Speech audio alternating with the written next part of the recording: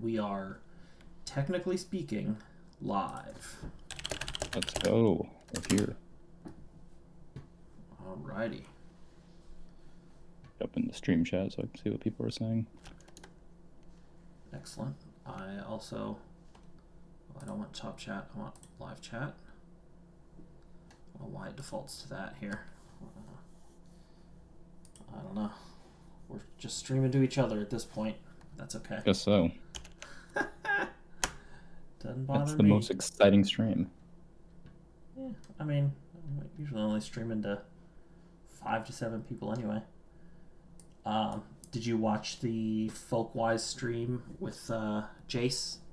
No, I was going to watch Tuesday? all of it once I get some chance to actually sit down and do that. It was a busy week last week with PPA going with our draft. They're a genius. I'm very glad that they wanted to do that, because when Dom asked me, I was like, yeah, I could do that. That'd be fun. And I was like, I hope Jace is interested, because they would be perfect for this. And it turns out I was right, and they were. So that's great. Yeah, I definitely want to get a chance to watch the whole thing.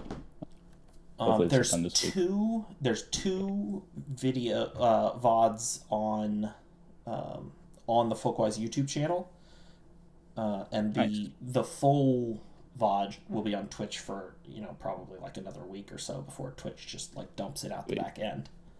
But I'll have to go snag that before it gets dumped. It's good and fun, so you should watch it, and everybody else should watch it too. I definitely will. But there are only 2 of us. That's not the only... that's okay. Oh, I know why it's only the 2 of us. I didn't say, hey, we're live. We've just been talking to nobody, because I did not... Who would do it? Give everybody a notification. All right.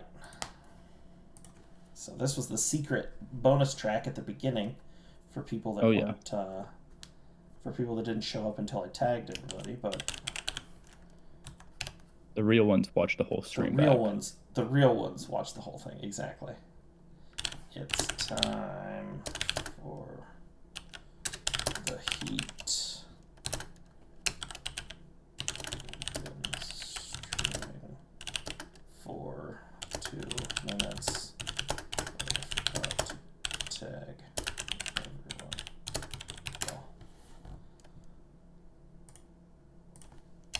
All right. Now we should get a couple people hopping in. Let's go. Ideally. Alrighty. Hey, we got Heaven in there. I could have called it. Of course. He's in. Absolutely. Boom's in. Welcome. There we go. Slushy's in. Alright, now they're showing up. Now we're cooking. Yeah, we've been just talking for a couple minutes about Jace's interview last week. Oh, I need to shut that door. Last Tuesday on Folkwise, and how it was great, and everybody should watch it. So, everybody do that. Econ class. My economics class was a long time ago. Class time's the best time to watch a VOD or a whole stream. Oh, I assume that's spinner rack based on the profile picture of a spinner rack. Excellent. That'd be a fair guess. We got a whole little party going on in here. How's it going, everybody? Here's how it's going for me. What we got? Good. This is a Sidral Mundet apple soda. That sounds pretty good. It's a Spanish cane sugar apple soda. It's very good. Ooh, nice. I got a Bombi sandwich, but I'm not going to eat it right now because that's really loud and crunchy. If it's good enough, maybe you should eat it. It is a little dry because I had to reheat it, but it's still pretty good. Fair enough. All right, let's go ahead and get the thumbnail down here. We got some matches to watch, and it's starting with Keith versus Sora here. This is game 1 of their set. Excellent. I don't know who Xavier Jackson is. I'm sure you're one of our longtime VBLs, and I just didn't know your real name, but that's fine. fun of the YouTube stream. I'm glad. I'm glad you approve of my drink. But yeah, so we're watching game one of Sora versus Keith. It's a fun one. I think it's gonna be a good one to start off the season with some nice weekly heat here. Absolutely. And we'll go ahead and fire it up. We'll let the see the leads, yeah. Yeah, we'll see the leads here. But all right. So we've two got premier tailwind setters. Yeah, two great tailwind setters. And how are we liking Terra preview? It's definitely different. Looking at being able to see everything. Yeah, when I've been watching replays, I tend to not pay too much attention to it. But I imagine in games when you're actually battling, you're constantly going back and scrolling up. You gotta just be checking it all the time, right? And it doesn't just show it in when you're just over here. That's crazy. That would be a nice update for Showdown if they can get that in. Yeah. I understand that maybe that's not a thing that they want to put their time into because it's only relevant for open team sheet type of deals. Yeah, but I don't know. It would be nice if all the open team sheet stuff showed up in these overlays rather than having to scroll back up just all the time. Just at the top, exactly. Oh, Firefalls, you're teaching a film class with us on mute. Oh no. Probably best that it's on mute because it's the audio's a little rough on my end. We don't want to be hearing of that slurping of side rolls or crunching of bomb.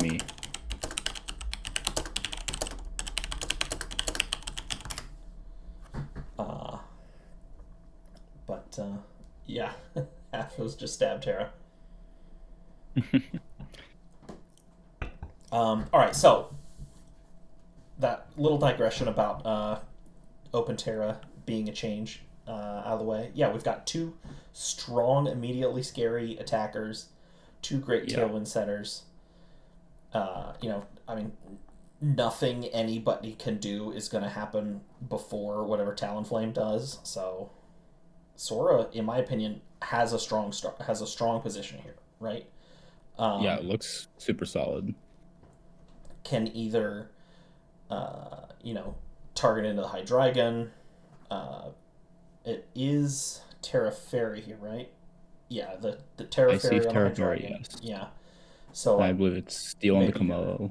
Yeah, maybe your spread dragon move is not like the perfect thing to do. Maybe you want to focus on one or something like that, or just kill the Illumais before it can get going. But we get a good switch here. We do see that Terra Steel predicting a Draco into that slot, most likely. We get the Clangor Assault and the switch in with the Mirror Herb. That's one of my favorite items in draft.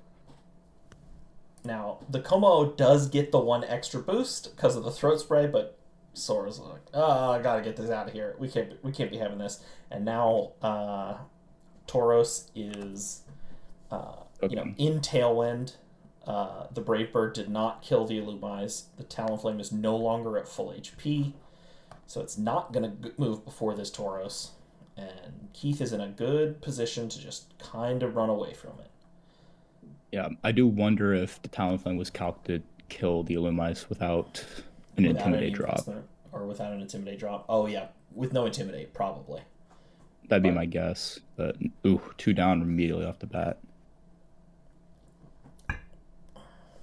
Yeah, with a protect from the Gambit, CC, an Intimidate, and then a close combat on the Tauros means it's basically just at +1 speed, but that's all it really needs. That's good enough. Once the tailwind ends, right? When you've got the when you can be throwing fighting type attacks into these two Pokemon here, and your Como was Terra Steel, like that's all you need. Everything's going to be one shots here. It just barely lives. It's lives on 2. Miserable. And suckers into that slot as well. Yeah, and then the Hydreigon's going to get to just be a problem for Sora for the rest of this match. Taurus is Yeah. going to get one more kill. King Gambit not going for Sucker Punch, and as a result, it's a 4-0 versus a 3-0, but I don't think it's that much of a difference. Yeah, I like this critical, self-procting critical hit boost from the High Dragon instead of using a Dragon Cheer set. You with focus energy. Kind of nice, you don't have to worry about it. Yeah, I mean, it's really, really fun. High Dragon wants to be running so many moves, like generally, that it's kind of rough, but like that crit boost has to come from somewhere, whether it's from another Pokemon or from the High Dragon itself. Yeah. It is definitely a big victim of poor move syndrome. Yeah, I agree. Heaven and Firefalls. There was a lot of responsible switching after boosts in this first week. Yeah. There was a in Tux versus J Star. J Star switches out Snorlax after a belly drum, and then ends up winning that one. I don't know if Komo's item ever. Oh no, we did. Yeah, it's Throw Spray. Yeah. But yeah, the Encore to punish the Clangorous Soul there on that second turn anyway was pretty rough for Sora. Gotta love Prankster Encore. But yeah, strong game one for Keith, and then he does go on to win the set. So 2-0 as well. So watch the match. Watch Sora's video if you haven't. He's got smart things to say. He did think about the matchup a lot more than my discussion and all that. So definitely gotta take notes. I play him next week. So there you go.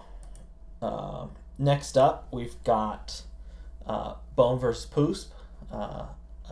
A rookie to draft leagues and to the VBL with their first match of draft league ever, and from the team you kind of wouldn't notice it. You kind of wouldn't know, right? I mean, it's a pretty high power board generally, so like teams are going to have good Pokemon on it. Mm-hmm. Just overall well balanced. I think I had it like my own personal IB A tier in my own higher rankings. Mm-hmm. And we've got the Gudra. So this is game 3 that we're watching, right? Game 1, Poosp 4v1'd with just the Hoodra and won. Game 2, Bone brought Grafaiai with Super Fang and managed to make the Gudra not a problem and won. And then game 3, Poosp was like, okay, we got to deal with that Grafaiai, but in my opinion, kind of still focused on Gudra as the way to win the game a little too much, even in the face of that. And as a result, the slaking ended up being a real problem. But let's go ahead and watch this game 3, and we'll see just how that plays out. So this is we have the that same slacking lead combo again from Bohm. And we get some setup from both players, trying to get some speed control. Fun speed shenanigans, -2, and then +2 with the tailwind for that memo. Yeah, the slaking getting that thick fat is going to allow it to not die to what is it, this heat wave, I believe, right? That's actually pretty big. Yeah. So only 41 from Sun Boosted Zard feels criminal. I mean, the Rillaboom also not dying to the Sun Boosted Charizard heat wave is pretty impressive. You kind of be looking at a timid Zard instead of like a modest potentially, possibly like an AB Rillab. Which, I don't know how often I would be doing that when I've got one of the best Tailwind setters around on my team. I'd probably be running Modest a lot more than Timid, but maybe this is an extremely bulky Assault Vest Rillaboom or something like that. Yeah, and that thing just falls to the Rock Slide. Yeah, dies to a Rock Slide. The Whimsicott thrilled to not be a flying type anymore, so it didn't die to the Rock Slide. Yeah. We're just gonna And assume oh that right, Gudra's gonna be it's in the back. the Charizard was Covert Cloak. Oh, Yeah, okay. To we avoid learned fake out. that. Yeah, because it got faked out and then just attacked anyway. Um, Right. so this Whimsicott going to finish off the Rillaboom here. The Grafaiai is down and out. So this Gudra is maybe in a pretty good position, but just doesn't have ways to deal with this slaking, and it's going to get to heal way back up here, Huge damage. and also does not care about speed. Poosp is always going to get to go first with his Mons with Whimsicott still on the field. Oh, we do have that And floral healing with that yeah, triage priority. just like Draco Meteor not even doing 50%. Ghost, no longer going to get to Drain Punch, but mostly this one feels mostly over at this point.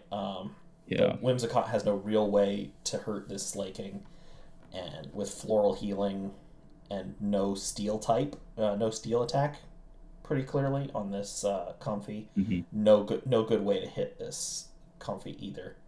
And Bone's Yeah. going to be able to just finish this one up. We get the berry knocked off. The berry being an issue for Bohm in the last game, and so Yeah. getting to knock it off without triggering it is quite nice. And he's able to wait till it was a super effective hit, so it did that extra little bit of damage. Yeah, and a double target in, barely doing 50. Ooh, just a little one more. But at this point, a Giga Drain should take this thing out. Yeah, Giga Drain finishes off the Gudra, and then Whimsicott just has nothing. And so we're going to get to just, put a couple of chunks into the Whimsicott and close it out there for Bohm. So Bohm starting off 1-0, Poosp starting off 0-1. But It's still a very strong 3-game set, which is always encouraging to see in the first week if you're going to take a loss. yeah, a little bit more, like I said, I think just relying on the plan of Gudra being the way that they're going to win this game a little too much. Maybe I don't know whether maybe the Gengar coming gives Poosp a better end game. Certainly, very likely a better way to deal damage to the Comfy. Yeah. Tough to bring offensive poison and ghost types into the slaking because a lot of the time the ghost is just going to do nothing, and you're just doing neutral damage into a Pokemon with a trillion stats, so it's going to be like a 3-hit KO probably. But a good learning match for sure. Yeah, totally. For someone who's just entered the draft scene and VGC scene, if I'm not mistaken. Yeah, totally. If the Doodle had had put the Prankster onto slaking instead of Thick Fat, or if there's lots of ifs you can do here, but if maybe even if the Gudra had started boosting sooner, it might have been, it might have gone better. So lots of ways that this could have very easily resulted in a Game 3 win for Poosp, and hopefully we'll see some solid 3-game sets and some victories out of them as the season moves forward. Yeah, definitely would expect to see it. Really good first showing though, even with the loss. Fun team. All right, third match here we're gonna watch. We're gonna watch Fire Falls versus Purple. The whole set is very cool. We're not gonna watch the whole set though. This is just game 3. You are not about to miss most of Weekly Heat because this is the last match we're watching. So if you're gonna watch this for the next 5 to 7 minutes, then you're gonna see the whole thing. So game 1 of this set, Purple wins, just has slightly better speed control, gets Tailwind up with 2 turns of useful Ursaluna at the end of the game, whereas Firefalls is kind of out of position, and the Ursaluna is able to close it out, get a couple of KOs to finish it off. Game 2 is in Firefalls' favor, and what is the game I was originally thinking I would feature for Weekly Heat. It's Minior. Firefalls brings Minior in game 2, gets multiple Shell Smash boosts, and just takes it away. Starts rock sliding the whole universe away. It is indeed your team. So game 3 here, I think, is a nice synthesis of the first 2 games, with both players playing with all that information they've gathered in the first 2 matches. Purple realizing that Minior is a great bring into Ursaluna. I think Firefalls obviously also realizing it. Brings it again for game 3, and we get to see some interesting end game as well here, which is pretty nice. Let's go ahead and get this started up here. You got the 2 cats and then Torkoal Lily. Yeah. So we do know this is Stellar Terra here. Game 2, the Stellar Meowscarada got to take a couple nice KOs and then allow the Minior to set up and sweep the game. We're going to learn that this Meowstic has Rain Dance here in a pretty punishing anti-weather 1-move mode. And so the Terra saving, well, plus the 1 hit. Yeah, Terra plus miss on the second hit means that this little Gant easily lives, gets the poison jab with Terra stab, and kill the Meowscarada there. Yeah, that hurts. I don't know how much that does with all 3 hits, but... So here's the thing I noticed that was surprising to me. The Meowscarada is Overgrow rather than Protean. Yes, which is because interesting to me. I wonder if that's just a... My thought would be it allows it to just keep the dark type all the time and not have to worry about expanding force stuff. But, the extra offensive boost, I would think you generally want to have. I don't know. I don't, it doesn't make a huge difference in this game 3, and Meowscarada got to be very good in earlier games. So, it's just an interesting thing that I'm, in fact, just now noticing. I did not notice it when I was watching these matches to pick them for the stream. But yeah, I don't think Stellar Terra influences Protein's activation at all. Not that I know of, at least. Yeah, I'm not sure of how the interaction between those 2 is, but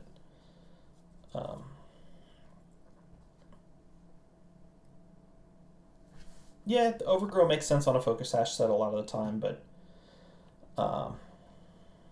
it wasn't Overgrow, or it wasn't Focus Sash, but also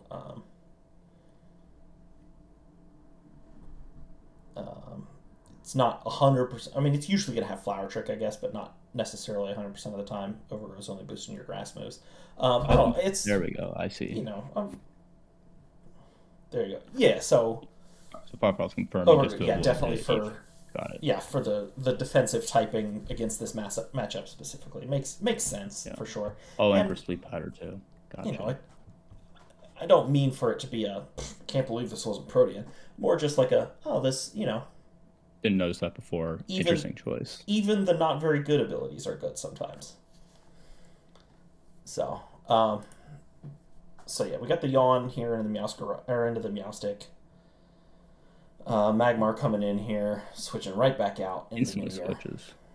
Rock flying. Great typing Mystic into what's going on across the field here. Immune to the Yawn while it's still in the shields up form. That is really cool. Shell Smash. So the Facade crit is rough. Now, I'd like to point out the Misty Terrain is blocking that Ursaluna from getting burned for the Guts boost. From getting a burn, true. Which is more great tech from Firefalls here. Awesome prep.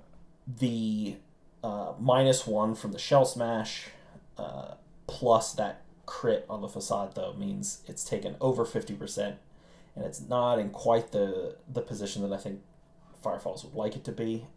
Still, it's still at +2 speed, +2 attack here, which is great. Like, that's where you want it. You're in pretty decent position here, but, potentially having to take 2 attacks here is, you're going to get off 1 attack, but if you're not taking KOs, it's maybe not going to go super great for you here. Yeah.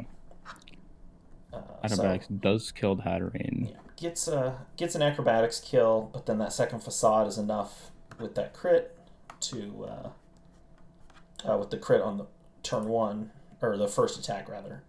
It is enough to turn that Minior into just a 1-for-1 trade. Firefall's now down 2 mons to 3, with very little offense left, I would say.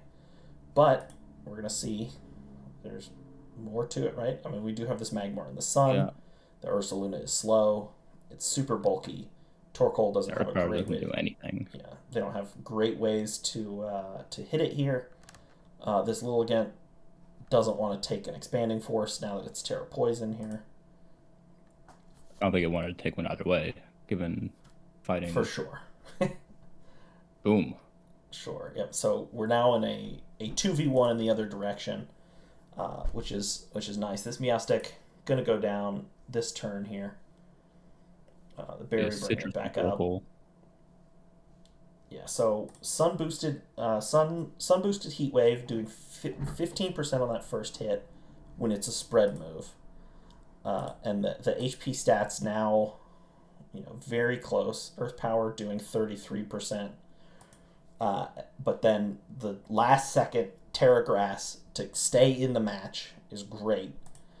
You get this, 24% flamethrower, doesn't die to Earth power.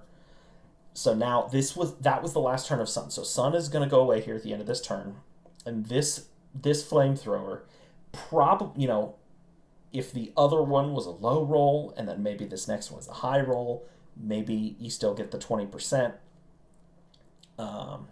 But unfortunately, just misses out. It looks like maybe it was the other way around, where the first one was a high roll in the sun and this is a low roll out of the sun. So 14%, not quite getting there. And then as a result, Torkoal is going to get that last KO. Purple's going to win this game. And that's about as close as you can come in a Pokemon match. Really exciting set. Yeah, exciting, fun to watch. I always like when a coach recognizes that their plan A, or at least their heavy offensive threat, is not really likely to get it done. So seeing the Ursaluna stay on the bench for games 2 and 3, the fast mode of Drift Blim with terrain not coming in game 3 for Purple, moving on to some plan Bs like Shell Smash Minior, which I do want to call out to Firefalls. Minior is a great bring against this team. You've got multiple flying type attackers, ground in Ursaluna and normal, rock and flying resisting all those or being immune to them. Great stuff. The Misty Seed is a nice bring because you get to counter terrain, the psychic terrain with your own Misty terrain, and then you also get your special defense boost that you want, so that your shell smashes leave you a little more bulky. I think really smart bring, and a really smart pivot as well, and then keeping that Terra till the very end of the game. Oh, yeah, I didn't even know Dice Minior rolls was have gone this just generation. Slightly differently, man. Yeah, fun to see niche mons come out to the top, especially when they're like great picks into a matchup like they were in this case. But yeah, very well played to both players. Good job, Purple. Congrats on the week 1 win. Excellently done. Alrighty, I know you got a hard out here relatively soon. You got any parting words of wisdom for the fans or for the enemies? you start 0-1 doesn't mean it has to start 0-2 or 0-3. And if it does start in 0-3, doesn't mean you can't go 4-3 and win it all the way through playoffs. Win it all. Win it all, baby. Let's have some fun with it. Awesome. Thanks for being on Weekly Heat. Can't wait till I get to be on an episode of Heatly Week. Oh yeah, Heatly Week, not plagiarized at all. No, it's not plagiarized. I told you. Once you let me guest on it, I'll give you the Weekly Heat logo. I'll give you the file. Love it. Love it. You can start using the branding, but not until I'm a guest. So. One of these weeks for sure. All right. Awesome. Well, I'll catch you later, man. Thanks a lot. Peace. And goodbye, everyone else.